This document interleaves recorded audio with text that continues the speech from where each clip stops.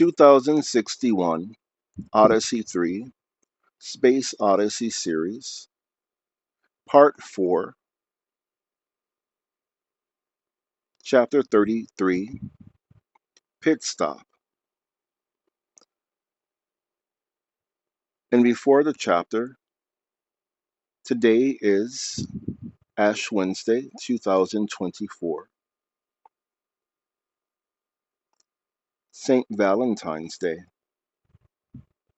and with several other illustrious individuals, Arthur C. Clarke shipped his ashes on a voyage to the moon, which, while it did not make it to the moon, was consumed by the magnetosphere of the Earth. And so he is one with the magnetism of the Earth now.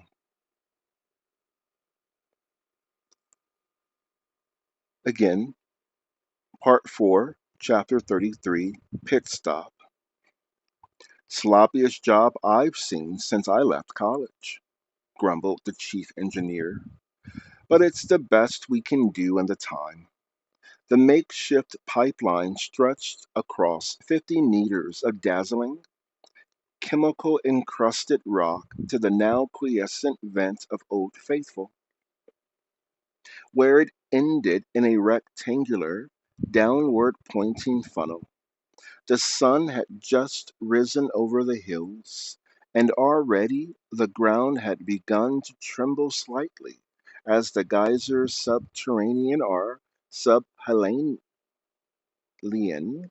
reservoirs felt the first touch of warmth. Watching from the observation lounge, Haywood Floyd could hardly believe that so much had happened in a mere 24 hours. First of all, the ship had slipped into two rival factions, one led by the captain, the other, perforce, headed by himself. They had been coldly polite to each other, and there had been no actual exchange of blows, but he had discovered that in certain quarters he now rejoiced in the nickname of Floyd. It was not an honor that he particularly appreciated, yet no one could find anything fundamentally wrong with Floyd Jolson maneuver, but the Floyd Jolson maneuver. That name was also unfair. He had insisted that Jolson get all the credit, but no one had listened. And Mihailovich had said, "Aren't you prepared to share the blame?" The first test would be in 20 minutes when Old Faithful rather belatedly greeted the dawn. But even if that worked, and the propellant tanks started to fill with sparkling pure water rather than that muddy slurry Captain Smith had predicted, the road to Europa was still not open. A minor, but not unimportant, factor was the wishes of the distinguished passengers. They had expected to be home within 2 weeks. Now, to their surprise, and in some case consternation, they were faced with the prospect of a dangerous mission halfway across the solar system. And and even if it succeeded, no firm date for return to Earth. Willis was distraught. All his schedules would be totally wrecked. He drifted around muttering about lawsuits, but no one expressed the slightest sympathy. Greenberg, on the other hand, was ecstatic. Now he would really be in the space business again, and Mihailovich, who spent a lot of time noisily composing in his far from soundproof cabin, was almost equally delighted. He was sure that the diversion would inspire him to new heights of creativity. Maggie M. was philosophical. "If it can save a lot of lives," she said, looking poignantly at Willis, "how can anyone possibly object?" As for Eva Merlin, Floyd made a special effort to explain matters to her, and discovered that she understood the situation remarkably well, as it was Eva, to his utter astonishment, who asked the question to which no one else seemed to have paid much attention. Suppose the Europeans don't want us to land, even to rescue our friends. Floyd looked at her in frank amazement. Even now, he found it difficult to accept her as a real human being, and never knew when she would come out with some brilliant insight or utter stupidity. That's a very good question, Eva. Believe me, I'm working on it. He was telling the truth. He could never lie to Eva Merlin. That, somehow, would be an act of sacrilege. The first wisps of vapor were appearing over the mouth of the geyser.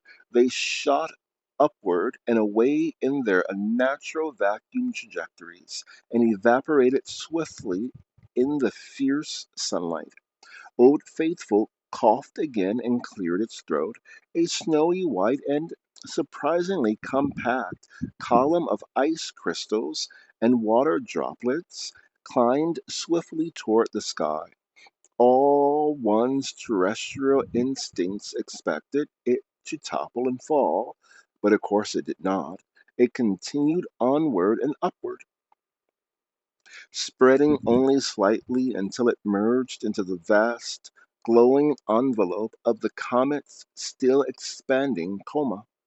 Floyd noted with satisfaction that the pipeline was beginning to shake as fluid rushed into it. 10 minutes later, there was a council of war on the bridge. Captain Smith, still in a huff, acknowledged Floyd's presence with a slight nod, his number two a little embarrassed at all the talking. Well, it's worked. Well, it works surprisingly well. At this rate, we can fill our tanks in 20 hours, though we may have to go out and anchor the pipe more securely. What about the dirt? Someone asked. The second officer held up a transparent squeeze bulb holding a colorless liquid. The filters got rid of everything down to a few microns. To be on the safe side, we'll run through them twice, cycling from one tank to the other. No swimming pool, I'm afraid, until we pass Mars. That got a much needed laugh, and even the captain relaxed a little. We'll run up the engines at minimum thrust to check that there are no operational anomalies with Haley H2O. If there are, we'll forget the whole idea and head home on good old moon water. FOB Aristarchus. There was one of those party silences where everyone waits simultaneously for someone else to speak. Then Captain Smith broke the embarrassing hiatus. As you all know, he said, I'm very unhappy with the whole idea. In fact, he changed course abruptly. It was equally well known that he had considered sending to Lawrence his resignation, though in the circumstances that would have been a somewhat pointless gesture. But a couple of things have happened in the last few hours.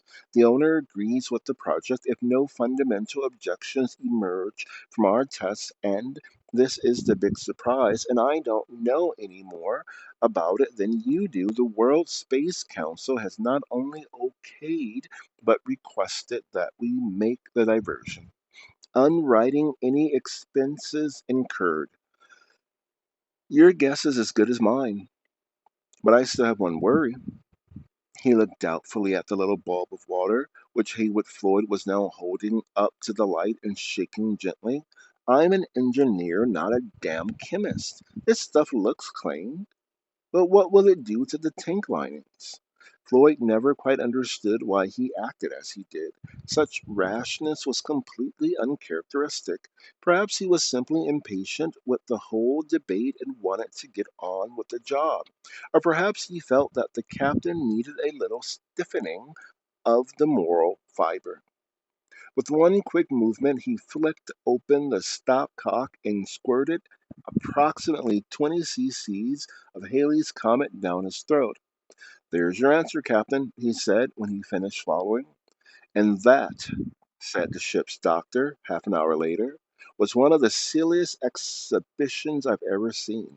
Don't you know there are cyanides and cyanogens and God knows what else in that stuff? Of course I do, Floyd laughed. I've seen the analyses, just a few parts in a million. Nothing to worry about, but I did have one surprise, he added ruefully. And what was that? If you could ship this stuff back to Earth, you can make a fortune selling it as Haley's patent purgative.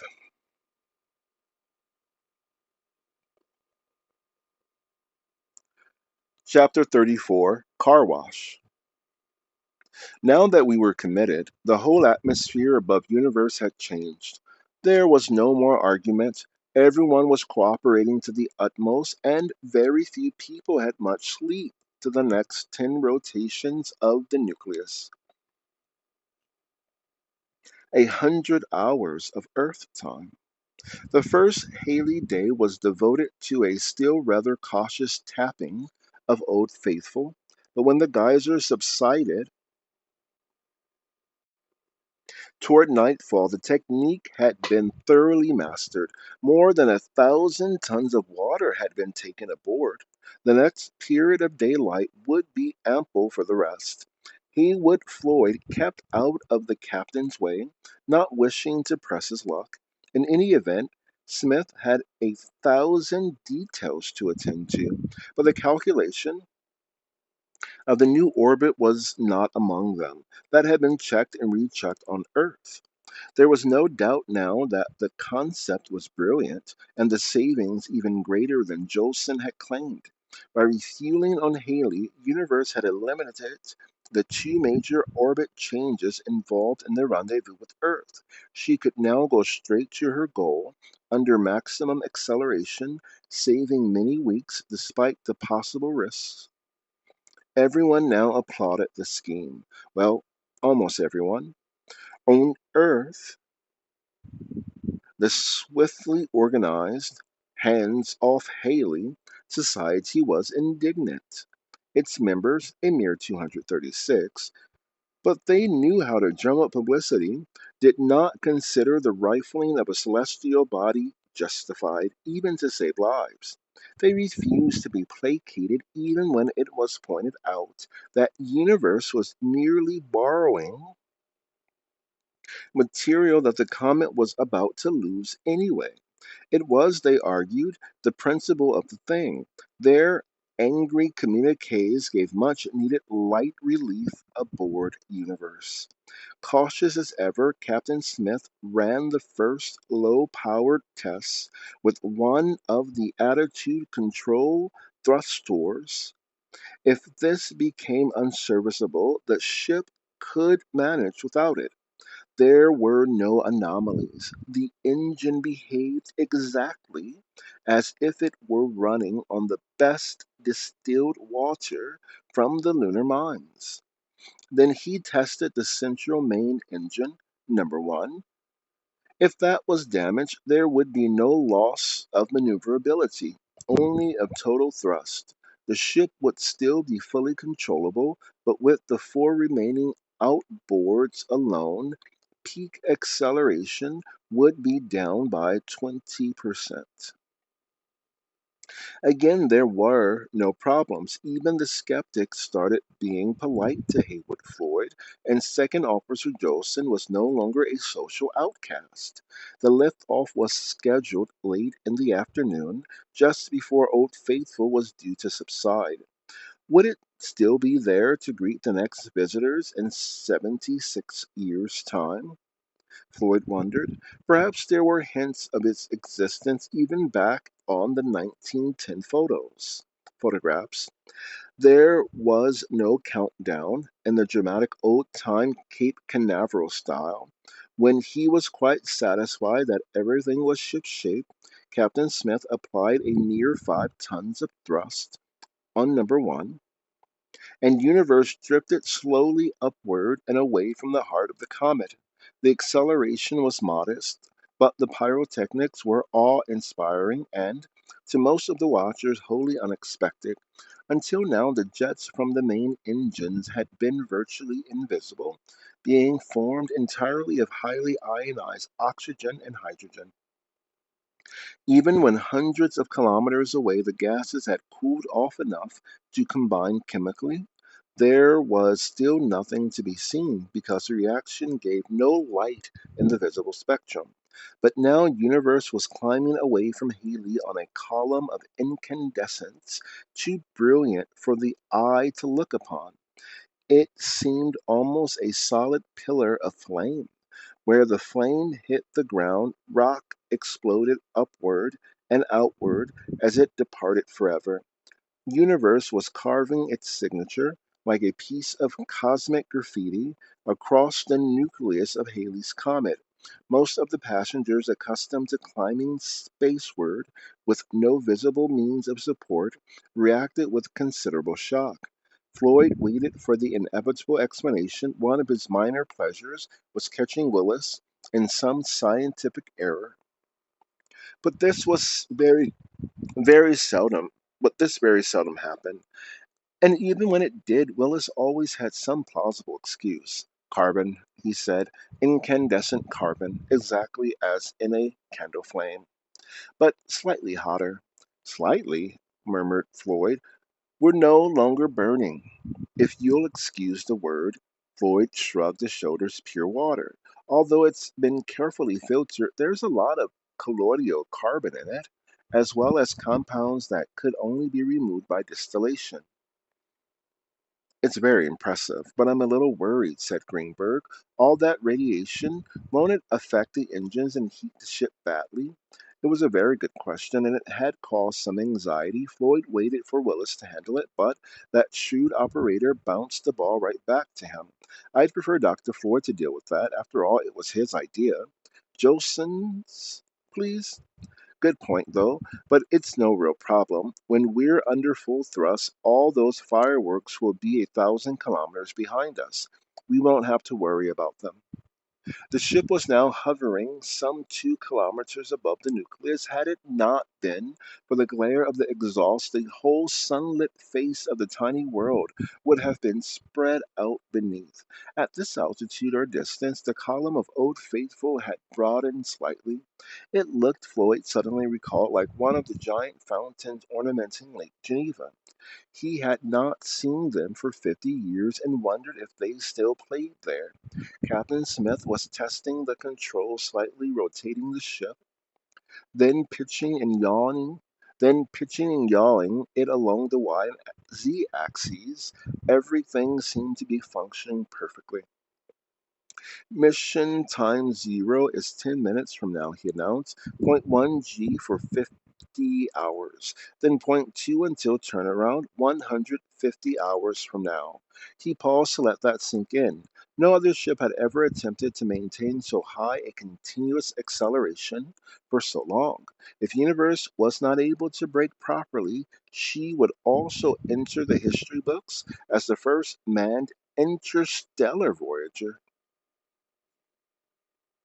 The ship was now turning toward the horizontal, if that word could be used in this almost gravityless environment, and was pointing directly to the white column of mist and ice crystals still steadily spurting from the comet.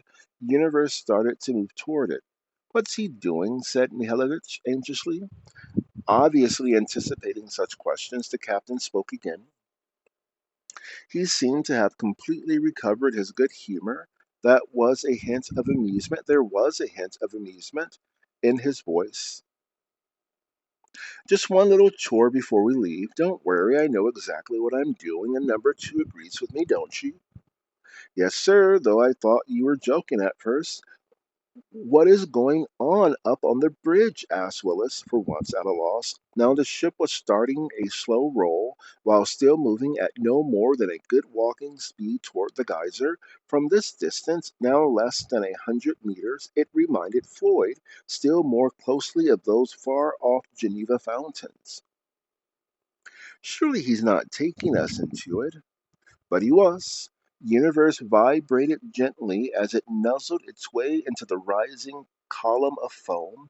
It was still rolling very slowly, As if it were drilling its way into the giant geyser, the video monitors and observation windows showed only a milky blankness. The whole operation could not have lasted more than 10 seconds, then they were out on the other side. There was a brief burst of spontaneous clapping from the officers on the bridge, but the passengers, even including Floyd, still felt somewhat put upon. "Now we're ready to go," said the captain in tones of great satisfaction. "We have a nice clean ship again." During the next half hour, more than 10,000 amateur observers on Earth and Moon reported that the comet had doubled its brightness. The Comet Watch network broke down completely under the overload, and the professional astronomers were furious. But the public loved it. And a few days later, Universe put on an even better show a few hours before dawn. Gaining speed by more than 10,000 kilometers an hour every hour, the ship was now far inside the orbit of Venus. It would get even closer to the sun before it made its perihelion passage, far more swiftly than any natural celestial body, and headed out toward Lucifer.